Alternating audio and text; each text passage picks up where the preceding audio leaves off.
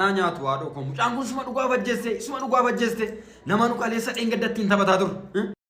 Maal akka ta'eef akkamitti akka ta'e yoon beekuu baaddes boleetti keenya bifa akkasiitiin bukkee dhadhamuun baay'ee namatti dhaga'ama. Viidiyoo hunda waraabeetti erga ture maal akka godhu dubartii meeqa wajjin viidiyoo waraabeetti ergaa ture.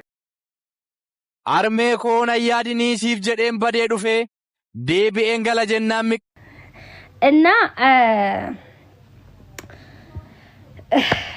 moomu fi moo waan jiru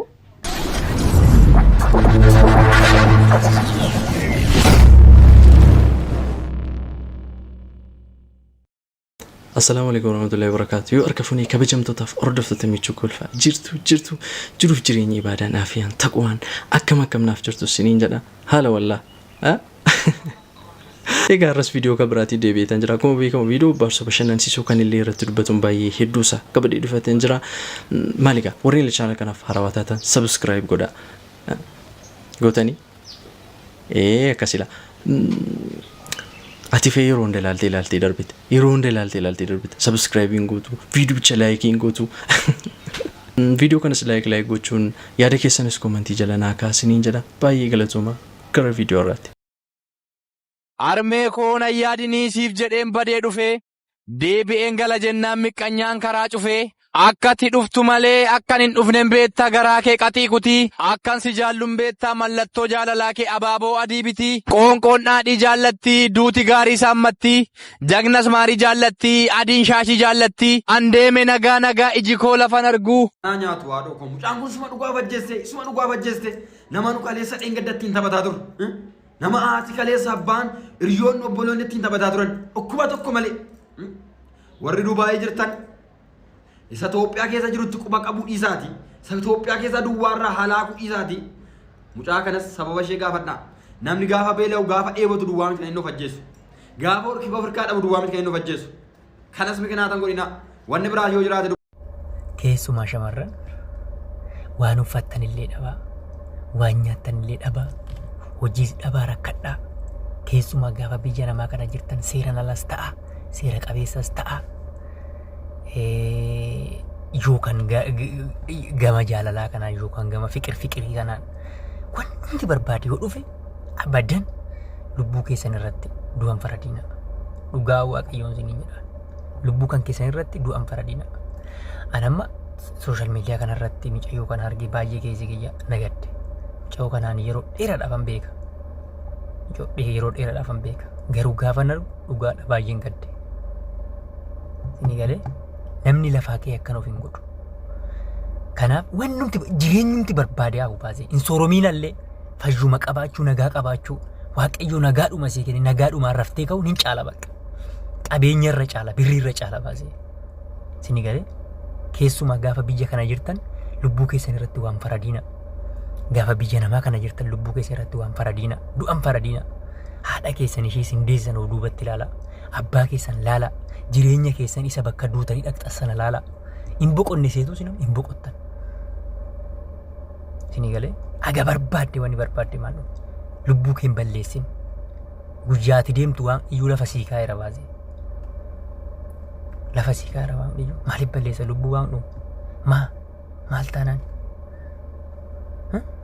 maal taanaan balleessita lubbuu waan dhuu ofii isaati iyyuu guyyaa isaa fudhata ofii keetii maal taanaan balleessita abadan gara jabeessa ta'a rakkina obsa sinii galee amantaa keessaniin immoo waaqayyo keessan kadhachuutti cima qabeenyoo ta'e rakkoon qabu si galee gamatti daariitiin ta'e rakkoon qabu maal rakkattaniiti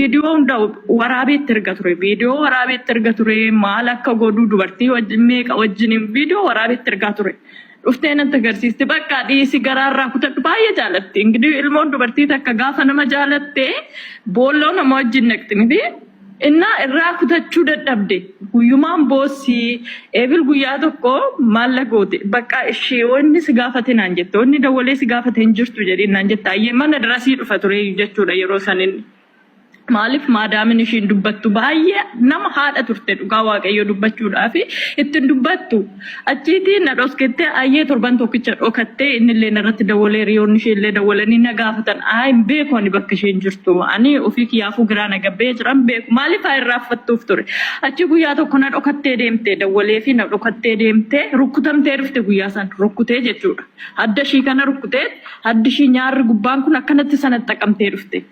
Achi barii ganamaa ka'ee gaafa nargu maal taate obseen jedheen akkas koo daanii bira deeme tana akkanatti na rukkutee tananii akkas ta'ee jette hayyee jedheet manitti dhiise maaliif mucayyoon kun kaleessaa namni of hin ajjeesne kaleessaa san hunda dabartee kaleessaa birriishin san hunda dhabdee har'a ofiin of ajjeestee nama takkas wannoo jedhe hin jiru maaliif mucayyoon kun kaayyoo guddaa qabdi kaayyoo maatii jijjiiruu qabdi kaayyoo jireenya fuulduraatiif waan baay'ee hawwaa turte eebilani nama mana odoon ijaarradhee biyyatti galee waan kaan hin barbaadu jechaa nama tureedha ishiin jechuudha maaliif yeroo san isarraa hadda cittee dhiistee bakka garaa kutattee waan qabdu hundumaayyuu dileet gootee ofirraa silkii isaa keessaallee imoo keessaallee waan hundumaa innis yeroo san viidiyoo ittiin asfaraarra'u qaba ture yeroo sanittis jechuudha mucaan kun akkasiin garaa kutattee tooni san hundumaa dhiistee san keessa tartee dhaabbattee nama hojiidhaaf nama kaayyoo qabu ture malee nama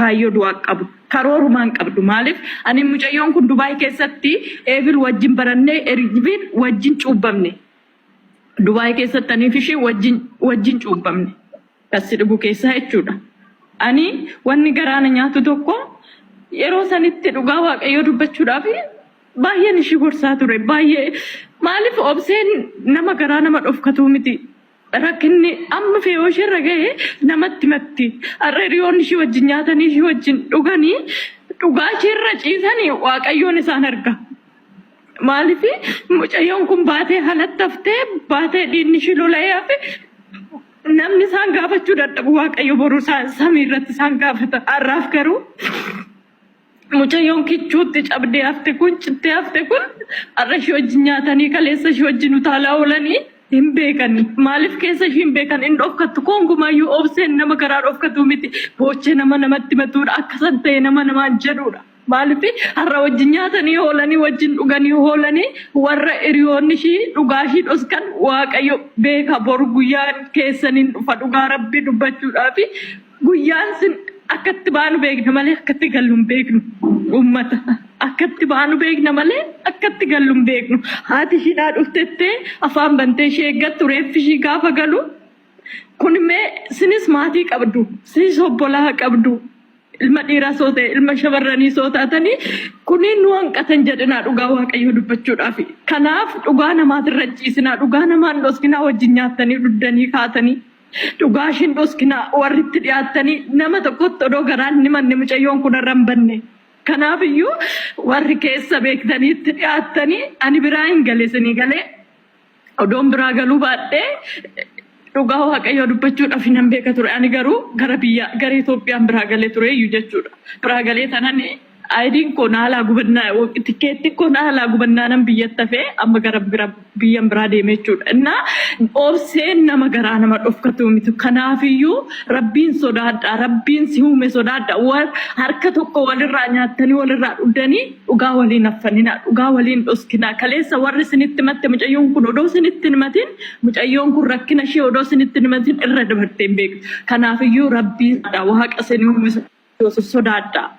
Dhugaashin gatinaa dhugaashii baasaa irran ciisinaa boruu wanna nu mudatu hin beeknu baanee karaa hafuu dandeenya akkuma isheen kichuutti cittee hafte kana nullee boru kichuutti cinnee hafuu dandeenya kanaafiyyuu uummanni rabbiin sodaadhaa tooni dhugaashiitti irran ciisinaa dhugaashiin dhoskinaa abaluut akkas jedhee akkas ta'ee kaleessa akkas ture hin jedhinaa obseen garaa ofii hin dhofkattu eebil namni tokko hin dhabamu namni dhugaashii beeku jechuudha mucaan kun ishee ajjeesus ishee darbus itti gaafatamummaa hin qaba. Kanaafiyyuu cichaatoonii irratti hojjedha. Warri dhugaashii dhoskuu barbaadanis immoo tarii borusin gaafata. Nuyi humna qabaachuu dhiisuu dandeenya. Garuu kan humna qabu kan qaroo dhugaa qabu waaqayyoon olii sin arga. Samiirra sin arga.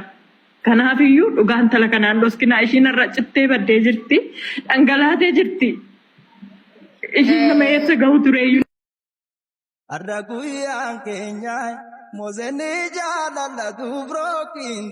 Waa'ee murtii guutuu irratti waa sadii jechuu barbaada. Dursa ijoolleen geemii isaa booda iskiriinshuutii godhatanii nama 122 achi jira. Gamachaan namoo nama 38 jira. Iskiriinshuutii gootanii olii gadi deemtanii akkamiin mooyame maali jettanii iyyitan. Obboleessa kee obboleettiitiyya. Yoo ati achi taazabbiifdhaaf dhayte ka ati tiqaayitu sun illee taazabbimaaf dhaqeechaadha. Osoo ati waan dandeettu goote kunis waan danda'u godheeti mooyataa jechaadha mucaan. Nama 122 achi jirtanii osoo hundi keessan 5,000 kennatanii mucaan immoo atachaadha. So atin gootu eenyuun haa godhu barbaadde. Eenyu akka godhu barbaadde. Atin kennitu eenyu akka kennu barbaadde. Inni biraa ammoo waan ajaa'ibe.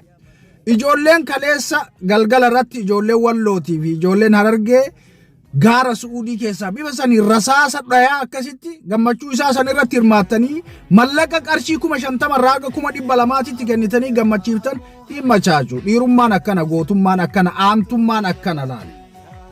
Aantummaan akkana. Nama 122 isa jala ture jedhan sanirra isintu waan addaa godhe. Ulfaadhaa galatoomaa isin jechuu barbaada. Gara dhimma murtii guutootitti deebi'a. Jaartiin inni fuudhee jaartii namaati jedhanii warra odeessaa jiran tura. Hadraan tumamu jira kaleerraa eegalee laardhaatitti. Obboleeyyan tiyya jaartii namaa taatee ta'uu baattee dubra fuudhee manguddoo fuudhee jarri lamaan walii taatee jirti. Wal jaalattee walii dhufteerti. Isin maaltu isiniin ga'e? Jaarsa isii ka duraanittu gadi ba'ee Oromoo mucaan jaartii tiyya fudhatee na dhaqqabaa naa iyyaa sagalee naa ta'aa isiniin jedhee hin agarre nun jenne. Isinummaan iccitima ilmoo namaa kana eessaa fuutan? Maal eessumaa guurtanii gadi baatanii osoo namni hin dubbatin isin gingilchitan? Isdii akkanaa kana dhiisaa jireenya namaa keessaa bayaa. Sawwiin urbat. Namni jarri lamaan wal jaalattee walii taatee walii dhuftee waliin bultii ijaarrachuudhaaf walitti nikaa godhataniimi. Isin iccitima kana agasii eessaa guurtanii gafiddan? Ara idabbiraan. Bataam nama idabbiroo. Inni biraa murtii guutoo kiyya. Kaleessa dogongoraanis haa ta'u waan wallaalummaadhaan dogongortee jirta. Warroonni san gadi ba'anii murtii guutoon kalee waan akkasii san dalageen arraabe har'a maaliif giiftii itti kenninatanii haasoytanillee jirtan. Namni waa dalaguni dogongora waa balleessa. Dogongora isaa sanirraa ni barata. Namni tokko guyyaa tokko hate jechuun umrii isaa guutuu hin hata jechuu miti. Isin warri kitaabuma dabre san baaftanii yeroo hunda waa namaan jettan sheemiin isin haa qabu. Dhumarratti waan isin jechuu barbaadu murtii guutoon baga guyyaa gammachuu keessan agarte. Baga abbaan fedhe waan fedhe haa jedhu mooyattee harkaan gattee intala bareedduu akkas jirtu san mana keetii galfatte habibi. Kawace haa wacu. Kawaanye haa waanyu. Ate nama guddaa taatee jirta. Abbaa bultiiti boru ilmoo fiddee dhufta nama guddaa ta'e. Guyyaa gammachuu keessan arguudhaaf an achirra turuu baadhullee viidiyoo waraabamee olii gadi deemu arguu jira. Baay'ee natti toleera gammadeera akka nama tokkootti positively. Bakka siiquunnee jira tichilaalle abbaate. Abbaan fedhe haa wacu. Waca namaatiif dantaan godhin. Jaartii namaatu osoo mucattiin taate wal jaalattaniirta. እና moomuu fi moo waan jiru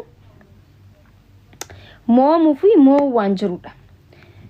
Waan guddaa gootanii ajandaa isin harkaa dhee murtii guutoon aboo murtii guutoon kun bargis takka takka nama ajaa'ibaati. Osoo isin geemii moomuu isarraa boo'u deemtanii jaartii isin irratti fidee ani jiru bar ani mas maaliyaa kana barbaaduuf deddeemaa ture. Maaliyaa kana barbaaduuf ture.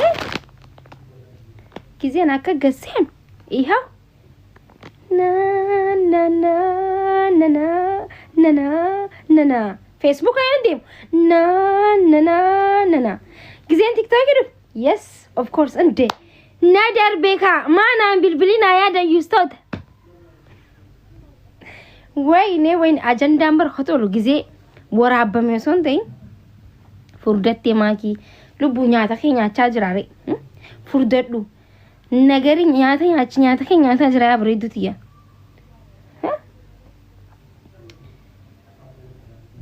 ummanni fudha qoyme kanatti wanti godhadha እና ጋይስ ማኪዬ ኦዱ ስቲ ቡሴ ኦፕሬቲ ኮድ ኦዱ የሆነ ዴሲኔ ሚዲያ Egaa viidiyoon har'aaf isiniif qabadee dhufe kana fakkaata. Itti bohaartaniitu bashannantaniitu jedheen abdii qaba. Amma viidiyoo kabiraatti walitti deebinutti bakka jirtanutti nagaa naa taasisaniin jedha. Galatooma.